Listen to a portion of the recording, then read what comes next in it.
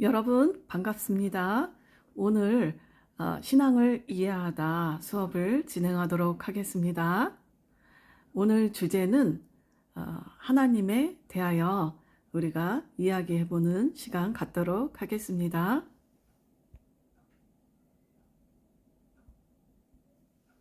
우리 교재 신앙을 이해하다 책에서 제3강 바로 성부 하나님 이 부분을 보시면 되겠습니다. 여러분 하나님 하면은 여러분들은 어떻게 떠올려지나요? 하나님은 일반적으로 우리 한국 기독교에서 주로 사용되어지는 용어로서 유일하신 창조주 하나님 이야기할 때 그 유일하신 창조주 God 우리가 그렇게 사용하지요. 그러면 하나님은 어떤 분이신지 우리가 알아보도록 하겠습니다. 하나님은 한마디로 좋으신 하나님이다. 이렇게 한마디로 이렇게 축약해서 우리가 정리할 수 있는데요. 그러면 왜 좋으신 하나님이라고 우리가 말할 수 있는지 한번 구체적으로 이야기해 볼게요. 우선 하나님은 공의로우신 하나님이시다. 하나님은 인격적인 분으로서 도덕적 속성을 가지고 계십니다. 그리고 도덕적 존재로서 하나님은 거룩하시고 또한 의로우시며 사랑이 충만하신 분이시라는 것. 그것이 우리 성경의 말씀에 그렇게 기록되어 있어요. 그런데 성경에 레위기라는 그 성경 말씀이 있어요. 거기에 보면은 나는 너희의 하나님이 되려고 너희를 애굽 땅에서 인도하여 낸 여호와라. 내가 거룩하니 너희도 거룩할지어다. 이렇게 말했는데요. 여러분 이 말이 조금 어려운가요? 예, 쉽게 말하면 하나님은 거룩하신 분이다. 거룩하시니까 너희도 내 자녀니까 거룩해야 된다. 이 말을 하셨다는 거죠. 여러분 그러면 공의롭다라는 말을 조금 더 자세히 한번 알아볼까요? 하나님은 공의로우시다 이런 말 많이 하거든요. 이것은 하나님께서는 세우신 법을 공평하게 집행하신다는 의미예요. 공평하게. 네, 공평하게 집행하신다는 거예요. 그래서 하나님께서 에덴 동산에서 선악을 알게 하는 선악과라 그러죠. 선악과 나무를 중앙에 세워놓고 이것을 먹지 말아라. 이것을 먹는 날에는 너희가 반드시 죽는다. 이렇게 말씀하셨어요. 그래서 이것에 대해서 아담과 하와는 순종을 하기로 하나님과 약속이 되어 있었죠. 그런데 아담과 하와는 이 명령을 거역했죠. 그래서 왜 거역하게 됐죠? 바로 그 뱀이 사탄인 뱀이 바로 하와를 이렇게 꼬셨죠. 하와를 꼬시면서 이 선악과를 먹으면은 눈이 밝아져서 하나님 같은 위치도 될 수 있다라고 이렇게 미혹을 한 거죠. 그랬을 때 정말 하나님의 말만 순종하고 또 신뢰하고 있었다면은 그 뱀이 와서 아무리 꼬셔도 그 말에 현혹되지 않았을 텐데 그때부터 인간의 그 마음에 죄성이 있었던 것 같아요. 그래서 자신이 하나님처럼 높아지고자 하는 그 마음에 그 씨앗이 있었던 것 같아요. 그래서 그것을 그 말을 덥석 잡고 결국은 그 선악과를 따서 먹어보게 되는 거죠. 그래서 하나님과의 신뢰가 금이 가게 된 거죠. 그래서 하나님께서 그 열매를 먹으면 너희들은 죽을 것이라고 이야기했는데 그래서 그 말씀대로 하나님은 그거에 대해서 심판과 형벌이 따른다는 그 약속의 말씀을 또 지켜야지만 하는 상황에 놓이게 된 것입니다. 여러분, 우리 인간을 가만히 이렇게 지켜보면은요, 우리 주변에서도 많은 사례들을 볼 수 있죠. 인간은 끊임없이 높아지고자 하는 욕구가 있는 것 같아요. 그래서 그것이 어느 정도의 선을 지키면서 자기 발전을 도모하는 방향으로 간다 그러면 건강한 자아 개발 이런 것이 될 수 있지만 그것이 꼭 선을 넘죠. 그래서 때로는 다른 동료들, 자기 동료나 아니면은 가까운 뭐 다른 어, 심지어는 형제들 간에도 그러고 정말 악한 수단과 방법을 동원해서라도 내가 그들보다도 더 밝고 올라가서 높아져야 되겠다는 그 과한 그런 욕심이 과해서 결국은 그 화를 불러일으키는 경우를 얼마나 주변에서 우리가 많이 보게 됩니까? 그것이 바로 인간의 그 근원적인 그 악한 속성에서 오는 것이 아닌가 하는 생각을 하게 되는데요. 그래서 우리가 그것이 정말 잘 통제되지 않으면은 우리는 언제든지 지금도 범죄하기 쉬운 연약한 존재인 것 같습니다.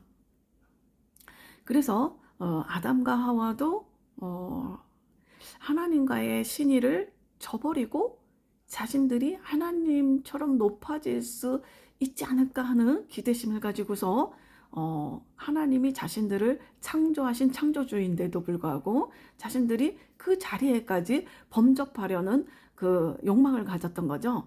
그래서 사탄의 꼬임에 쉽게 넘어가서 결국은 하나님과의 신뢰가 완전히 깨지게 된 것입니다. 그래서 하나님은 분명히 약속을 그 선을 경계를 서로 이야기했었죠. 그래서 그것을 먹으면 너희들은 정령 죽을 것이다. 그것은 바로 죽음은 어떤 죽음이냐? 영적인 죽음, 그리고 육체의 죽음, 삶의 죽음이 함께 올 것이다라는 의미였어요.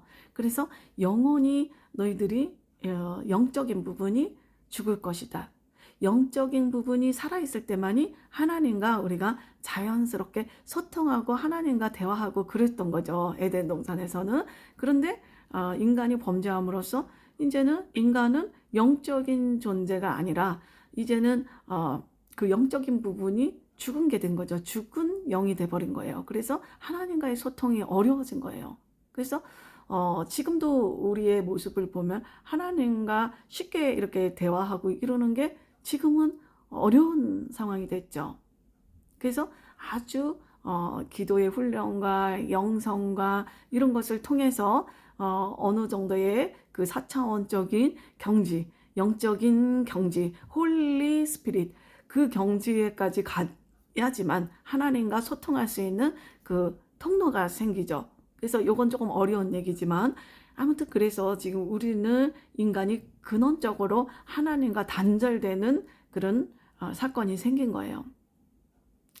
그런데 하나님께서는 너희들이 정녕 죽어버리고 말는다라고 얘기를 했는데 경고를 해주셨는데 하나님은 그렇게 불순종한 죄 가운데 처한 인간을 너무나 이제 또 마음이 아프신 거죠. 그래서 하나님은 그 인간을 그냥 내버려 둘 수가 없는 거예요. 하나님은 근원적으로 사랑이 많으신 사랑의 하나님이시거든요. 그래서 하나님은 그들을 끝까지 구원하고자 하시는 거죠. 하나님은 공의로우신 분이다. 먼저 공의로우신 분인데 죄인된 인간은 죄에 대한 그렇지만 대가를 지불해야지 되는 거죠. 그래야 하나님의 권위와 그 하나님의 공의가 그것이 이루어지는 거죠. 그것이 말이 서는 거죠. 그래서 인간은 모두 죄인이기 때문에 죄 없는 완전한 존재의 희생이 있어야지만 대속이 가능한 겁니다. 그래서 대속의 어떤 그 대가, 죄에 대한 대가가 이루어져야 되는데 그것을 해결하기 위해서 예수님이 이 땅에 오신 겁니다. 그래서 히브리서 말씀에 이제 성경 말씀에도 보면은 피 흘림이 없으면은 사함을 얻을 수 없다 그래요. 그래서 대가가 지불돼야지 된다는 거예요. 그냥 넘어갈 수가 없다는 거예요. 죄에 관해서. 그렇다면 그 다음 또 봅시다. 성경 말씀에 로마서라는 것을 보면은요, 우리가 아직 죄인 되었을 때에 그리스도께서 우리를 위하여 죽으심으로 하나님께서 우리에 대한 자기의 사랑을 확증하셨다. 이런 말씀이 있어요. 그래서 바로 예수님께서 이 땅에 오셔서 우리의 죄값을 대신 치러주셨다는 겁니다. 그래서 그것을 통해서 바로 하나님은 우리에게 자신의 사랑을 확인시켜 주셨다. 확인하여 증명하여 주셨다. 이 말씀이죠. 여러분, 이 모든 것에는 무엇이 보이나요? 이 모든 맥락에 뭐가 보이나요? 하나님의 바로 위대한 사랑, 하나님의 사랑이 근간으로 한다는 거죠. 사랑이 근간한 거예요. 그래서 여기 중요한 성경 말씀이 있어요. 요한 1서라는 데 보면은 사랑은 여기 있으니 우리가 하나님을 사랑한 것이 아니요. 우리 그리스도인들도 보면은 크리스찬들도 보면 내가 하나님을 사랑한다고 막 고백하죠. 난 하나님을 사랑해. 이렇게 말하는 사람들 많이 있어요. 그런데 성경에 뭐라고 얘기해 주시냐면요. 사랑은 여기 있는데 우리가 하나님을 사랑한 것이 아니고 하나님이 우리를 사랑하사 우리 죄를 속하기 위하여 화목 제물로 그 아들을 보내셨습니다. 여러분, 그 독생자 아들 예수 그리스도를 하나님께서 보내주셨다. 근데 이것을 가지고서 또 조금 잘 이해가 안 가서 이제 오해하는 친구들이 있는데, 여러분, 나중에 제가 이거 뒤에 가서 또 설명해 줄게요. 하나님이 성부, 성자, 성령 하나님이다. 우리가 이렇게 얘기하잖아요. 그래서 삼위일체 하나님 이런 얘기하죠. 그래서 삼위일체가 뭐예요? 하나님은 한 분이시라는 거예요. 그래서 아버지 하나님, 아들 예수 그리스도 아들이라고 표현하지만 자기 자신이라는 거예요. 자기 자신. 그리고 성령 하나님도 하나님이신 한 분 하나님, 삼위일체 하나님. 우리가 이렇게 얘기해요. 그래서 이게 좀 이해하기가 굉장히 어려워요. 그래서 신학자들도 이거는 인간의 이성으로 이해하기가 굉장히 이거는 불가능하다. 이렇게 단정을 하는 부분인데요. 그래서 나중에 이 부분에 대해서는 또 토론을 해보는데, 그래서 아들을 보냈다. 예수님께서 우리 죄를 대속하셨다. 대신 죽으셨다. 이 말은 하나님 자신이 자기 자신을 내던지셨다는 거예요. 자기 자신을 목숨을 내놓으셨다는 거예요. 자기 자녀들을 위해서, 우리를 위해서. 그래서 여러분 여기서 제가 시험에 낼 거를 얘기 하나 또 해드릴게요. 미리 제가 항상 얘기해드리죠. 여기 이 부분에서 제가 여기다 가로 딱 하면 여러분들이 가로에다가 들어갈 말을 쓰면 돼요. 너무 쉽죠? 사랑이라고 쓰면 되겠죠? 사랑은 여기 있으니 우리가 사랑한 것이 아니요 하나님이 우리를 사랑하사. 여기 공통으로 들어가는 말 바로 사랑. 이거를 여러분들이 시험 문제 나오면 쓰시기 바래요. 그래서 하나님 하면은 우리는 사랑의 하나님. 하나님 하면 우리는 사랑이 떠오르는 거예요. 사랑은 가장 근본적인 하나님의 성품이라고 할 수 있어요. 그래서 성경 말씀에 이런 말씀도 있어요. 하나님은 사랑이시라. 하나님은 사랑이시라. 그러니까 하나님 이퀄 사랑. 이렇게 우리가 떠올리면 될 거예요. 그러면 하나님의 사랑은 자신을 기꺼이 내어주는, 바로 자신을 내어 던지는 희생적인 사랑이라는 거예요. 바로 우리가 우리 부모님을 한번 생각해 보세요. 우리 부모님이 나를 위해서 정말 목숨까지도 버려주실 수 있는 그런 존재가 바로 부모거든요. 부모의 마음이에요. 그래서 그 우리 부모님을 생각하면 또 내가 부모가 됐을 때 내 자녀를 바라봤을 때 어떨까요? 내 자녀를 바라보면 진짜 이 아이를 위해서 이 아이의 고통은 내가 감당할 수 없는 나의 고통보다도 더 그걸 뛰어넘는 말로 할 수 없는 그 고통이거든요. 그래서 자기 자식의 고통을 부모는 바라볼 수가 없어요.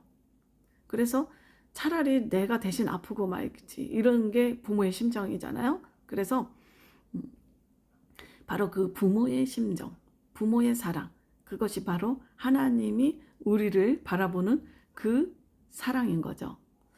그래서 성경 말씀에 또 보면 사랑하는 자들아, 항상 사랑하는 자들아, 사랑하는 자야, 이런 말이 성경에 많아요. 사랑하는 자들아, 우리가 서로 사랑하자. 사랑은 하나님께 속한 것이니 사랑하는 자마다 하나님으로부터 나서 하나님을 알고, 사랑하지 아니하는 자는 어떤 자냐?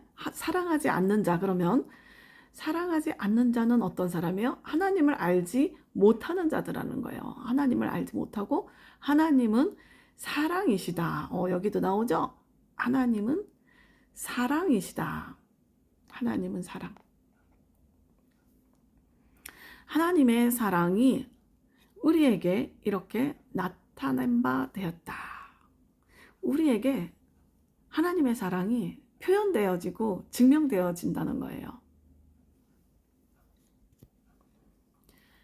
여러분, 그래서 사랑의 하나님은 우리에게 아무것도 요구하는 것이 없으세요. 그것이 바로 부모와 자식 간에 그것을 생각해 보면 이해가 될 거예요. 부모가 자식을, 아이가 태어났을 때 그 아이를 얼마나 사랑으로 희생적으로 키웁니까? 근데 그 아이에게 내가 이렇게 너를 진자리 마른자리 케어해주고, 내가 잠도 못 자고, 또 내가 힘들게 또 돈 벌어서 너를 이렇게 가리키고 또 먹이고 입히고 했으니까 너는 나에게 그것에 대해서 갚아야 돼, 이러지는 않죠. 가끔 이제 부모님들 중에는 장난으로 이제 그렇게 너 어떤 땐 조금 화가 나서 가끔 그런 얘기 할 때도 있긴 하지만, 근본적으로 부모님의 마음은 자식에게 무엇을 바라겠어요. 대가를 바라고 사랑을 하는 것이 아니에요. 그래서 값없이 그 자녀에게 사랑을 베푸는 거죠. 그래서 하나님은 구원, 하나님께서 우리를 영원히 죽을 수밖에 없는 우리들에 대해서 하나님은 구원을 주셨는데, 그것은 거저 주는 바로 하나님의 선물이라고 표현하셨어요. 선물에 대해서 한번 생각해 볼까요? 선물. 하나님께서 주신 선물이래요, 구원이. 그러면 그 선물은 선물로서 받은 거기 때문에 그 선물에 대해서 우리가 어떠한 것을, 그 선물을 받기 위해서 막 어떤 대가 지불을 해야 되고, 대가 지불을 해서 받는 것은 선물이 아니겠죠. 내가 어디 상점에 가서 돈을 지불하고 물건을 받았어요. 그럼 그것은 선물이 아니죠. 내가 돈을 지불했잖아요. 근데 나는 지불한 게 없는데 그냥 받았어요. 그럴 때는 그거를 우리가 오늘 선물을 받았다고 이렇게 얘기하죠. 그럴 때 그 기쁨이 또 아주 말할 수 없이 또 기쁘죠. 그러면 성경에 뭐라고 말했는지 한번 볼까요? 너희는 그 은혜에 의하여 믿음으로 말미암아 구원을 받았대요. 이것은 너희에게서 난 것이 아니요 하나님의 선물이라고 나오죠. 선물이라. 행위에서 난 것도 아니다. 행위에서 난 것도 아니다. 이는 누구든지 자랑을 못하게 하려고 한다. 여러분, 이거 굉장히 중요한 아주 키워드예요. 여러분, 구원은 바로 하나님께서 모든 것을 내던지시고 희생하시면서 우리에게 다시 구원을 주셨죠. 그 구원은 선물인데 어떻게 받을 수 있다고요? 바로 하나님이 나의 아버지시고 나를 위해서, 내 죄를 위해서 돌아가시고 나를 살리시려고 지금도 함께 동행하시고 이런다는 그 주님을 의지하는, 하나님을 의지하는 그 믿음으로 구원을 받는다는 거예요. 그래서 하나님은 그것을 선물이라고 표현해요. 너희들의 행위에서 나는 게 아니다. 행위로 네가 받은 게 아니다. 네가 대가 지불, 어떤 행위를 통한 대가를 지불해서 너의 대가, 너가 한 대가를 통해서 네가 어떤 비용을 지불했니? 아니야. 너가 지불한 거는 없어. 너가 지불한 걸로 이 구원을 받을 수 있을 것 같니? 아니야. 왜 근데 하나님께서는 그러면 너가 이만큼을 해야지 내가 구원을 줄게. 요만큼 어떤 것을 해놓으시고 요 목표치까지 하는 사람만 내가 이거 줄게. 이렇게 한다면 어떤 일이 일어날까요? 사람들끼리 나는 이만큼을 했어. 나는 이만큼 더 했어. 근데 난 요만큼밖에 못했네. 너는 왜 요만큼밖에 못하니? 난 이만큼이나 했는데. 그러면서 서로 무시하거나 자기가 더 우월하다고 생각하면서 서로 또 그것을 자랑하겠죠. 하나님은 그것을 원하시지 않는다는 거예요. 구원은 오로지 내가 그냥 너에게 주는 선물이야. 아버지로서, 부모로서 너에게 주는, 자녀에게 주는 선물이지, 너가 어떤 대가를, 너가 어떤 예쁜 짓을 더 해서 어떤 행위를 해서 주는 거 아니야. 그러니까 서로 자랑하지 말아라. 자랑할 것이 없다. 우쭐댈 거 없다. 네가 조금 더 의롭고 네가 조금 더 도덕적이고 다른 사람보다 더 선한 일을 했다고 그것을 통해서 내가 너보다 더 구원을 받을 거라는 그런 것을 자랑하고 그걸 우월하게 갖지 말아라. 착각이다. 너희들은 다 죄인이야. 내가 봤을 때 다 죄인이다. 하나님은 그렇게 말씀하세요. 죄가 조금 더 있고 덜 있고 그 정도의 차이인 거예요. 먼지가 조금 더 있고 먼지가 조금 덜 있고 그 정도 차이지 다 먼지 투성이인 거죠. 그렇기 때문에 다 죄인인데 서로 간에 나는 그래도 의로워. 너는 좀 너 모습을 보니까 굉장히 좀 죄인 같다. 넌 아직도 내 레벨에 오려면 멀었어. 막 이렇게 서로 간에 그런 걸 한다는 자체가 하나님이 보시기에는 너무나 합당치 않다. 이 얘기죠. 그래서 서로 자랑할 필요도 없다. 너희들은 겸손한 마음으로 나는 항상 죄를 질 수밖에 없는 연약한 존재, 인간의 한계를 가지고 있구나. 그래서 나는 하나님을 의지할 수밖에 없는 연약한 존재이구나. 나는 항상 겸손해야 되겠구나. 이 구원도 나는 하나님께 선물로 받은 거기 때문에 나의 공로나 나의 어떤 의로운 행위가 뭐 얼마나 뛰어나게 해서 그거를 받을 수 있겠어요? 그렇기 때문에 겸손히 하나님 앞에서 하나님 나는 항상 부족해요. 하나님께서 저를 이끌어 주시고 또 하나님께서 그 구원을 주셨으니 저는 너무나 감사합니다. 감사하다는 말밖에 할 게 없습니다. 그러니 나를 힘들게 하는 저 친구, 나를 화나게 하는 저 친구들도 다 똑같은 죄인인데 나도 죄인이니까 용서하고 마음을 넓게 갖고 그렇게 함께 성장하며 가겠습니다. 이런 마음을 가질 때 하나님께서 기뻐하시겠죠? 또 우리 교재에 보면은 사랑의 하나님은 또 자비하시다. 사랑과 자비는 연결되죠?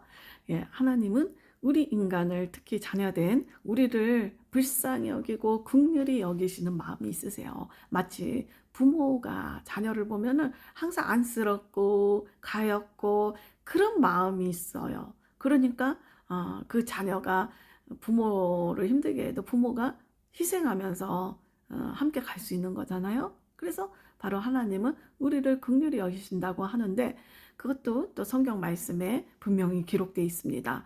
아버지가 자식을 긍휼히 여긴 같이 나오죠, 여러분 여기도. 바로 부모님이 자식을 긍휼히 여기고 안쓰럽게 여기는 그런 마음 같이 여호와 바로 하나님이시죠. 하나님을 여호와라고 우리가 불러요. 하나님의 이름이에요. 여호와는 여호와께서는 자기를 경외하는 자를 긍휼히 여기신다. 자기를 경외하는 자는 누구예요? 바로 하나님의 자녀들이겠죠. 하나님을 믿고 따르고 의지하는 그 자녀들, 구원을 받은 자녀들, 그들을 긍휼히 여기시는 분이시다. 여러분 또 보면은 하나님은 오래 참으신다. 죄인들은 즉각적으로 심판하시지 않고 오래 참고 기다리시고 구원과 은혜를 베푸신다. 이렇게 교재에 나와 있죠. 여러분 오래 참으신다. 바로 이게 부모의 마음이죠. 그래서 하나님은 인자와 진실이 풍성하시다. 여러분 그러면 오늘 수업을 정리하겠는데요. 하나님 사랑의 궁극적인 정말 최고의 사랑의 극치, 그것을 보여주신 게 뭐예요? 바로 예수 그리스도의 십자가 사건. 바로 하나님께서 우리 죄인된 우리들을 구원하기 위해서 바로 계획하신 것이 예수님께서 십자가에 못 박히심으로써 우리 죄인된 우리 하나님의 자녀들을 그 대가를 지불하고 우리들을 다시 구원해서 구원하시는 거, 건져주시는 거. 그 사건이 바로 하나님의 가장 사랑의 표현의 가장 그 극치고 또 하나님의 사랑을 확증하신 거죠. 그래서 사랑이 많고 하나님은 사랑도 많으시지만 또 의로우시다 그랬어요. 그렇죠? 그래서 하나님은 하나님의 사랑과 의를 동시에 실현하셨죠. 바로 십자가 사건을 통해서 하나님은 죄에 대해서 그냥 눈 감고 죄에 대해서 아무런 감각이 없이 그냥 그러는 하나님이 아니라 죄에 대해서는 정확하게 그것에 대해서 심판하시고 또 그렇지만 사랑이 너무나도 많으신 하나님이시라는 것을 동시에 보여준 사건이 바로 예수 그리스도의 십자가 사건인 것이죠. 그래서 여러분 우리가 예수 그리스도의 희생을 통해서 우리는 바로 다시 하나님과 화목하게 되었다. 이 말은 뭐냐면 바로 하나님과 우리가 에덴 동산에서 너무나 행복한 그런 관계였죠. 사랑의 관계. 그런데 그것에 균열이 일어났었죠. 그런데 그것을 하나님께서 예수 그리스도의 십자가 사건을 계획하셔서 결국은 이것을 해결해 주셨죠. 그래서 여러분 제가 시험에 낼 문제 하나를 더 가르쳐 드릴게요. 바로 하나님의 사랑과 의를 동시에 이것을 실현할 수 있는 바로 계획을 세우신 것이 무엇일까요? 바로 예수 그리스도의 십자가 사건이에요. 십자가 사건. 예. 여러분 예수 그리스도의 여기 제가 가로 이렇게 할게요. 여러분이 하기 쉽게.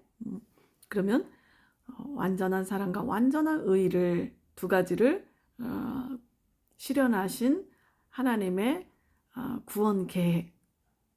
그 사건은 뭔가요? 이러면은 예수 그리스도의 제가 이제 예수 그리스도의 이렇게 넣고 가로하면 여러분들이 십자가라고 하세요. 십자가 하고 제가 여기다 사건 이렇게 해놓을게요. 십자가 사건이다 이렇게 해놓을게요. 그러면 여러분들은 십자가만 쓰세요. 네, 여러분 오늘 수고 많으셨습니다.